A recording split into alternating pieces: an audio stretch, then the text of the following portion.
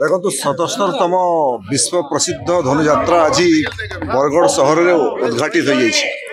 मोपाई सौभाग्यर विषय सांसद हिसाब से एठिकार जो परंपरा अच्छी जे बरगढ़ सांसद हे से धनुयात्रा महोत्सव को उद्घाटित करेंगे मोपाई बड़ सौभाग्यर दिन आज थिला जे विश्व प्रसिद्ध मुक्त आकाश रंगमंच धनुयात्रा को उद्घाटन करिवार मो सुजोग पाइली एवं मंच रे जेभली हिसाब से 77 वर्ष पर आज दिन में उत्साह और उद्दीपना केवल बरगढ़ सहर तो लोक भितर सीमित हो रही ना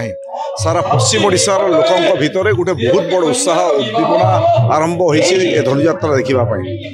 एवं एथर जो राज्य सरकार को जो भूमिका रहा मोहन चरण माझी जे माननीय मुख्यमंत्री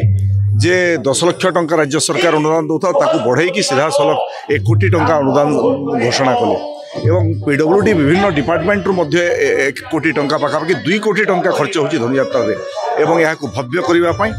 राज्य सरकार निरंतर प्रयास जारी रखिंट मुझे मोहन चरण माझी को भी धन्यवाद दूसरी आशा करुँची एथर नुआ धरण धनुयात्रा सारा विश्ववासी देखिए।